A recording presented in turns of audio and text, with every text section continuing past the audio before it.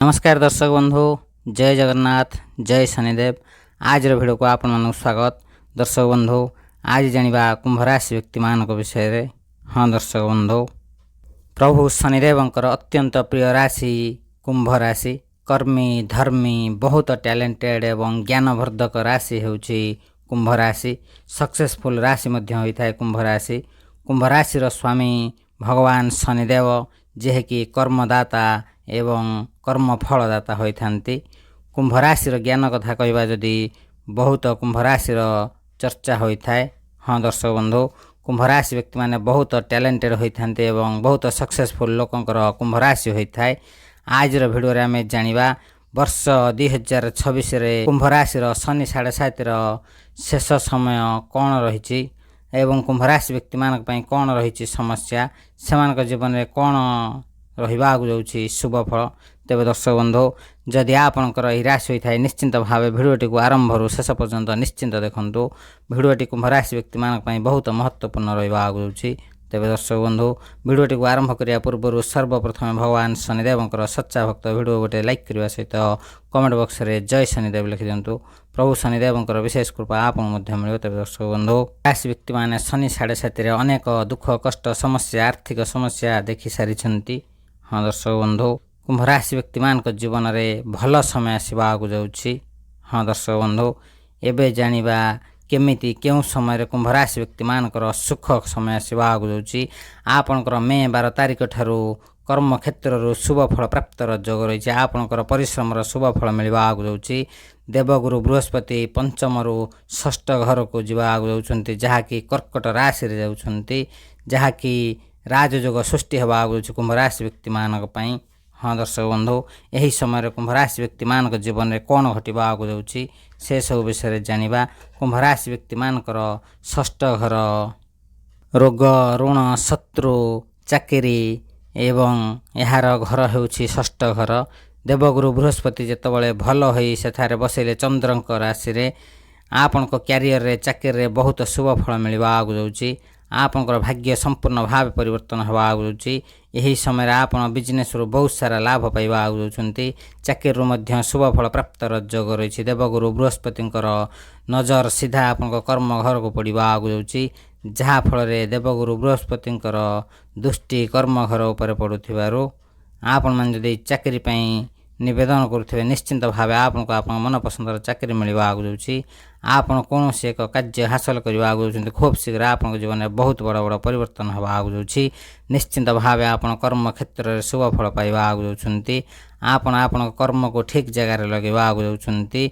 आपनकर शनि 7.5 शेष पर्याय चली, किंतु देवगुरु बृहस्पतिंकर राजयोग अत्यंत शुभ फल कुंभ राशि व्यक्ति मान को सफलता ही सफलता देवा जाऊँगी। कुंभ राशि व्यक्ति माने दीर्घ दिन हेब अनेक दुख कष्ट समस्या पाई सारी। शनिदेवंकर प्रभाव धीरे धीरे कमिबाक लगी। अर्थ पई आपण बहुत समस्या रे पड़िछन्ति, किंतु एबे आपन जीवन में अर्थ रोजगार करिवार समय आसी जाइछि।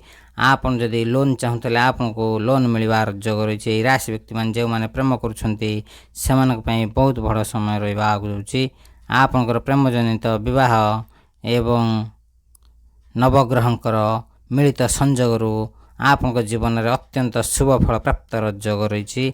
आपनकर खर्चांत बहुत हो सारी। पूर्व भगवान शनिदेव आपन को बहुत परीक्षा कर सारी। कुंभ राशि व्यक्ति माने जदि आपनकर यह राशि होता है निश्चिंत भाव अनुभव करुवे आपन बहुत दुख कष्ट समस्या सही, किंतु सबुथिरु आपन बाहरी निजको निज उपरे नियंत्रण रखी जीवन पथर आगे चली। आपन बहुत कष्ट सहिलेनि। कुंभ राशि व्यक्ति मान जदि आपनकर यह राशि होता है निश्चिंत भाव अनुभव करुवे आपण देवगुरु बृहस्पति यही समय अत्यंत शुभ समय नहीं कि आसवा जाउछन्ति।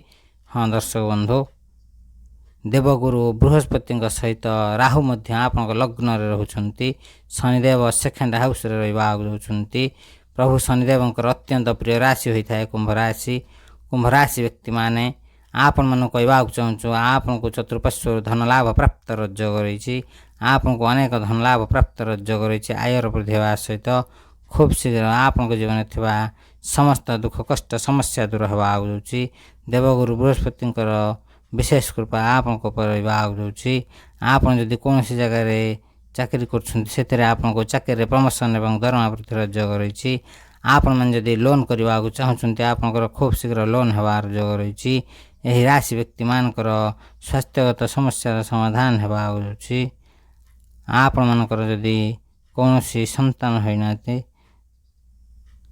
ତେବେ ଆପଣମାନେ ନିଶ୍ଚିନ୍ତ ଭାବେ ଅନୁଭବ କରିବେ ଆପଣଙ୍କର ଘରେ ଛୋଟ ମୋଟ ସ୍ୱାସ୍ଥ୍ୟଗତ ସମସ୍ୟା ଦେଖାଯାଇପାରେ। ଆପଣଙ୍କ ପ୍ରେମ ସମ୍ପର୍କରେ ଛୋଟ ମୋଟ ସମସ୍ୟା ଦେଖାଯାଇପାରେ, କିନ୍ତୁ ଆଜି ପରଠାରୁ ଆପଣଙ୍କ ଜୀବନରେ ବହୁତ ବଡ଼ ପରିବର୍ତ୍ତନ ହେବାକୁ ଯାଉଛି। ମେ 12 ପରଠାରୁ ଆପଣଙ୍କ ଜୀବନରେ ଥିବା ଅର୍ଥର ସମସ୍ୟା ଦୂର ହେବାକୁ ଯାଉଛି। ନୂଆ ନୂଆ ଦିଗରୁ ଆପଣଙ୍କୁ ଅର୍ଥ ରୋଜଗାର କରିବାର ସୁଯୋଗ ମିଳିବ। ଦେବଗୁରୁ ବୃହସ୍ପତି ଚାକିରି କ୍ଷେତ୍ରରେ ବସିଲେ ଆପଣଙ୍କୁ ଅତ୍ୟନ୍ତ ଶୁଭ ଫଳ ଦେବାକୁ ଯାଉଛନ୍ତି ଏବଂ ଆପଣଙ୍କ ରାଶିରେ ରାଜଯୋଗ ସୃଷ୍ଟି କରିବାକୁ ଯାଉଛନ୍ତି ଦେବଗୁରୁ ବୃହସ୍ପତି, ଯାହାଫଳରେ ଆପଣଙ୍କୁ ଆପଣଙ୍କ ମନପସନ୍ଦର ଚାକିରି ମିଳିବାକୁ ଯାଉଛି। ଆପଣଙ୍କର ଦୀର୍ଘ ଦିନ ହେବ ଅନେକ ସମସ୍ୟାରେ ଥିଲେ ଆପଣ କର୍ମର ଫଳ ପାଇବାକୁ ଯାଉଛନ୍ତି। ଆପଣମାନେ ଯଦି ଏହି ସମୟରେ କୌଣସି କାର୍ଯ୍ୟ କରିବାକୁ ଚାହୁଁଛନ୍ତି ନିଶ୍ଚିନ୍ତ ଭାବେ କରିପାରିବେ। ଆପଣ ଯାହା କରିପାରିବେ କୌଣସି ରାଶି କରିପାରିବେ ନାହିଁ। ଆପଣମାନେ ଭଲ ଭାବରେ ଧ୍ୟାନ ଦିଅନ୍ତୁ। ଭଗବାନ ଶନିଦେବଙ୍କର ଅତ୍ୟନ୍ତ ପ୍ରିୟ ଏବଂ ନିଜର ରାଶି ହୋଇଥାନ୍ତି କୁମ୍ଭ ରାଶି। କୁମ୍ଭ ରାଶି ବ୍ୟକ୍ତିମାନେ ଆପଣଙ୍କ ଜୀବନରେ ବହୁତ ସମସ୍ୟା ଦେଖାଯାଉଥିଲା, କିନ୍ତୁ ଆପଣଙ୍କ ଜୀବନରେ ଅତ୍ୟନ୍ତ ଖୁସିର ସମୟ ଆସିବାକୁ ଯାଉଛି। ଖୁବ୍ ଶୀଘ୍ର ଆପଣଙ୍କ ଜୀବନରେ ସଠିକ୍ ଦିଗ ଆସିବାକୁ ଯାଉଛି। ଆପଣଙ୍କ ଜୀବନରେ ବହୁତ ଆଗକୁ ଯିବାକୁ ଯାଉଛନ୍ତି। ଆପଣ ନିଶ୍ଚିନ୍ତ ଭାବେ ଏହି ସୁଖ ସମ୍ପଦ ପାଇବାକୁ ଯାଉଛନ୍ତି। ଆପଣଙ୍କର ଦେବଗୁରୁ ବୃହସ୍ପତି ଷଷ୍ଠ ଘରେ ବସିବାକୁ ଯାଉଛନ୍ତି, ଯାହାଫଳରେ ଦେବଗୁରୁ ବୃହସ୍ପତିଙ୍କର ବିଶେଷ କୃପାରୁ ଆପଣଙ୍କୁ ଅତ୍ୟନ୍ତ ଶୁଭ ଫଳ ପ୍ରାପ୍ତର ଯୋଗ ରହିଛି। ହଁ ଦର୍ଶକ ବନ୍ଧୁ, କୁମ୍ଭ ରାଶି ବ୍ୟକ୍ତିମାନେ ପ୍ରତ୍ୟେକ ଦିନ ହନୁମାନ ଚାଳିଶା ଜପ କରନ୍ତୁ। ନିଶ୍ଚିନ୍ତ ଭାବେ ଶୁଭ ଫଳ ପ୍ରାପ୍ତ ହେବ। ଆପଣଙ୍କ ଜୀବନର ସମସ୍ତ ସଙ୍କଟ ଦୂର ହେବ। ହଁ ଦର୍ଶକ ବନ୍ଧୁ, କୁମ୍ଭ ରାଶି ବ୍ୟକ୍ତିମାନଙ୍କ ପାଇଁ ଆସୁଥିବା ସମୟ ବହୁତ ଭଲ ସମୟ ଆସିବାକୁ ଯାଉଛି। ମେ ମାସ 12 ତାରିଖ ପରଠାରୁ ଆପଣଙ୍କ ଜୀବନରେ ବହୁତ ବଡ଼ ବଡ଼ ପରିବର୍ତ୍ତନ ହେବା ସହିତ ଆପଣଙ୍କ ଜୀବନରେ ବହୁତ ଆଗକୁ ଯିବାକୁ ଯାଉଛନ୍ତି। ଆପଣଙ୍କୁ ମିଳିବାକୁ ଯାଉଛି ବହୁତ ବଡ଼ ବଡ଼ ଖୁସି ଖବର। ଆପଣଙ୍କ ଜୀବନର ସମସ୍ତ ଦୁଃଖ କଷ୍ଟ ସମସ୍ୟା ଦୂର ହେବା ସହିତ ଭଗବାନ ଶନିଦେବଙ୍କ ଆଶୀର୍ବାଦରୁ ଆପଣଙ୍କ ଜୀବନରେ ଥିବା ସମସ୍ତ ଆର୍ଥିକ ସମସ୍ୟାର ସମାଧାନ ହେବାକୁ ଯାଉଛି। ତେବେ ଦର୍ଶକ ବନ୍ଧୁ, ଯଦି ଆପଣଙ୍କର ଏହି ରାଶି ହୋଇଥାଏ ନିଶ୍ଚିନ୍ତ ଭାବେ ଭିଡ଼ିଓଟି ଗୋଟେ ଲାଇକ୍, କମେଣ୍ଟ, ସେୟାର ଏବଂ ଚ୍ୟାନେଲକୁ ସବସ୍କ୍ରାଇବ୍ କରିବା ସହିତ କମେଣ୍ଟ ବକ୍ସରେ ହୃଦୟରେ ଜୟ ଶନିଦେବ ଲେଖିଦିଅନ୍ତୁ। ପ୍ରଭୁ ଶନିଦେବଙ୍କର ବିଶେଷ କୃପା ଆପଣଙ୍କୁ ମଧ୍ୟ ମିଳିବ। ତେବେ ଦର୍ଶକ ବନ୍ଧୁ, ଆଜିର ଭିଡ଼ିଓକୁ ଏଇଠି ରଖୁଛୁ। ଭିଡ଼ିଓଟିକୁ ଶେଷ ପର୍ଯ୍ୟନ୍ତ ଦେଖିଥିବାରୁ ଅଶେଷ ଅଶେଷ ଧନ୍ୟବାଦ। ନମସ୍କାର। ଜୟ ଜଗନ୍ନାଥ, ଜୟ ମା ଲକ୍ଷ୍ମୀ, ଜୟ ଶନିଦେବ, ଜୟ ବଜରଙ୍ଗବାଲି।